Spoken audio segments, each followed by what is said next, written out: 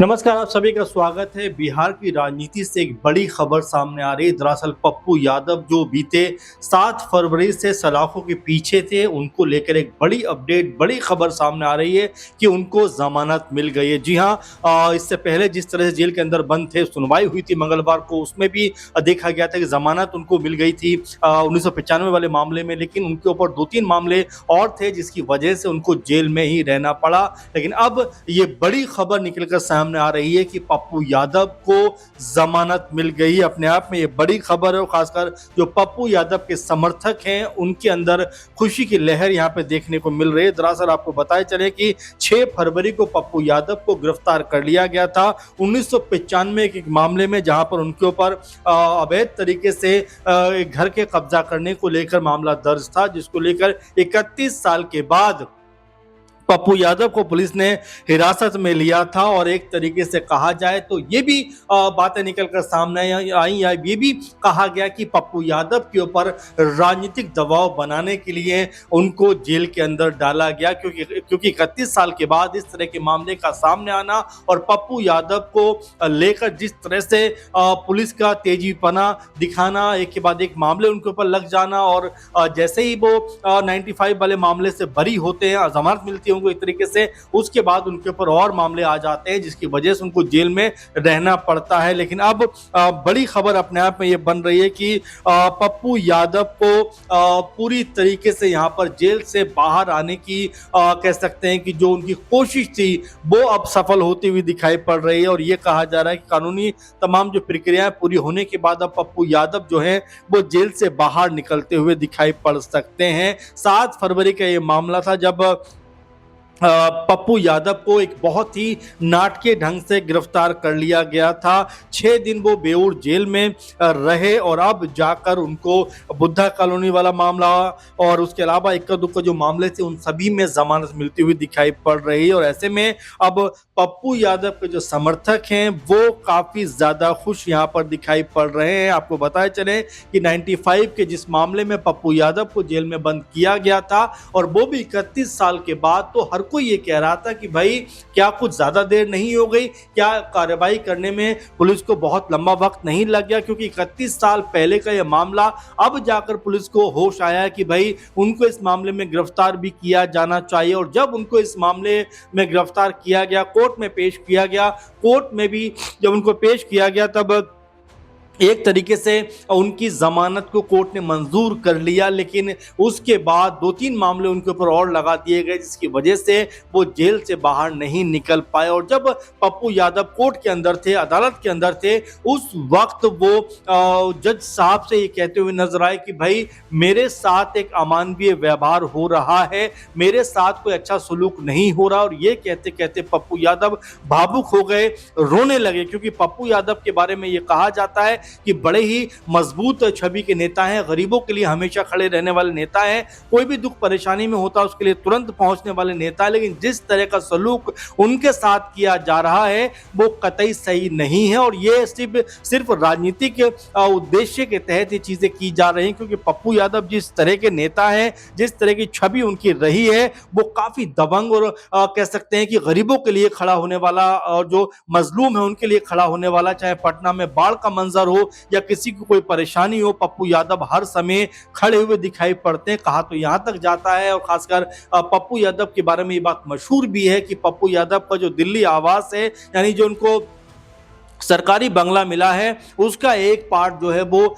बिहार से दिल्ली आकर इलाज कराने वाले बीमार परेशान जो गरीब लोग होते हैं उनके लिए कह सकते हैं छोड़ते हैं या उनको यहाँ पर रुकने के लिए पूरी फैसिलिटी देते हैं। तो इस तरह की बातें सरेआम है पप्पू यादव के बारे में कि वो किस तरह से गरीब लोगों की मदद करते हैं। उससे भी बड़ी बात कि वो 4 से 5 बार के सांसद भी हैं, यानी कि कई बार वो सांसद बन चुके हैं। लेकिन उनके साथ में जिस तरह का पुलिस ने व्यवहार किया है, ये बात खुद पप्पू यादव ने कही और ये बात कहते कहते वो रोने भी लगे कि उनके साथ में दुर्व्यवहार किया जा रहा है जेल के अंदर, चूंकि वो किसी से डरने वाले नेता नहीं है। और ये भी देखा गया बीते दिनों जिस तरह से बिहार में नीट छात्रा का जो मामला निकल कर सामने आया, शुरुआत में कहा गया उसने सुसाइड किया, लेकिन जब से जैसे जैसे ये मामला आगे बढ़ा उसमें कई तथ्य जुड़ते चले गए। उसमें पप्पू यादव की आवाज जो थी वो सबसे अधिक बुलंद होती हुई दिखाई पड़ी थी और खासकर नीतीश सरकार के खिलाफ एक माहौल बनाते हुए दिखाई पड़े थे। और ये भी इससे जोड़कर देखा जाता है कि क्या यही वजह थी कि पप्पू यादव को जेल के अंदर डाल दिया गया। और जब उनकी गिरफ्तारी हुई तो उनकी गिरफ्तारी के बाद में राहुल गांधी जो लोकसभा में नेता प्रतिपक्ष हैं, उन्होंने भी इसको लेकर जोरदार तरीके से आवाज बुलंद की थी कि पप्पू यादव के साथ जो कुछ हो रहा है वो ठीक तरीका नहीं है। प्रियंका गांधी जो कांग्रेस पार्टी की बड़ी लीडर हैं, सांसद हैं, उन्होंने भी ये बात कही कि भाई जो कुछ संसद जो बिहार में हो रहा है खासकर पप्पू यादव के साथ में वो कतई सही नहीं है। यानी कि एक तरीके से पप्पू यादव के समर्थन में राहुल गांधी और प्रियंका गांधी दोनों निकलकर सामने आए। लेकिन अब जो बड़ी खबर सामने आई है कि जिस मामले के तहत पप्पू यादव को अभी भी सलाखों के पीछे डाला हुआ था, वो मामले अब उनके लिए राहत का कारण बनते हुए दिखाई पड़ रहे हैं, क्योंकि अदालत ने पप्पू यादव को जमानत दे दी है। अब यहां से उनके बाहर जाने का जो रास्ता है वो पूरी तरीके से साफ होता हुआ दिखाई पड़ता है, क्योंकि 1995 के मामले के अलावा 2017 का एक मामला है और 2 मामले और जोड़ दिए गए, यानी 2-3 मामले पप्पू यादव पे और जोड़े गए थे, जिसकी वजह से उनकी जो मुश्किलें थी वो यहाँ बढ़ती हुई दिखाई पड़ रही थी। उनकी जो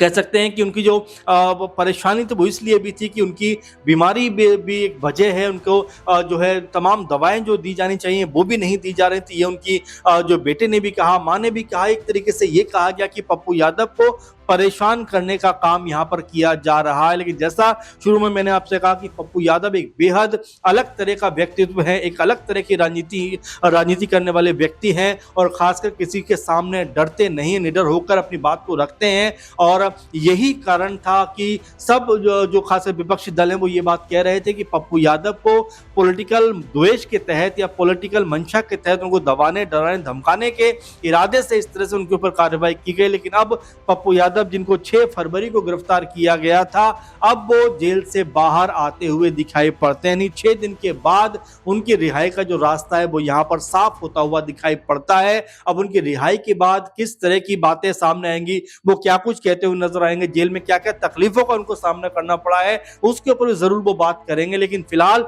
उनके और उनके तमाम परिवार और समर्थकों के लिए खुशी का लम्हा जरूर कह सकते हैं हो सकता है, जहां पर पप्पू यादव जेल से बाहर निकल कर आ रहे हैं। तो ये अपने आप में बड़ी अपडेट बन जाती है, बड़ी खबर बन जाती है बिहार की राजनीति के हिसाब से, क्योंकि पप्पू यादव एक बड़ा चेहरा है, बड़े नाम के तौर पर देखे जाते हैं, मजबूत छवि के तौर पर देखे जाते हैं। और यहाँ पर अगर उनको जमानत मिली है, उनको अगर जेल से बाहर आने का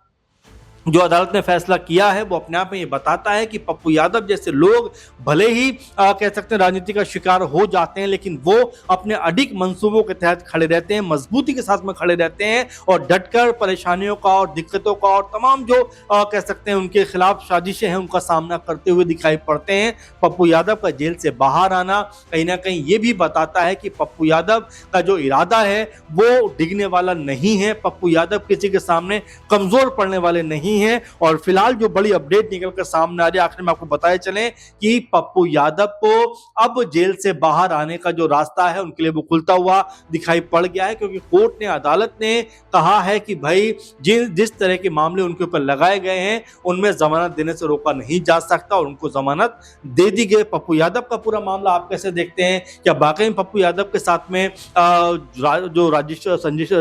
राजनीतिक तौर पर साजिश हुई है, क्या जो राजनीति उनके साथ होती हुई नजर आई, क्या एक तरीके से सियासत उनके साथ में होती हुई दिखाई पड़ी है? क्या कहना चाहते हैं जरूर बताइए। फिलहाल इस प्रोग्राम में इतने आप लगातार बने रहें। नमस्कार।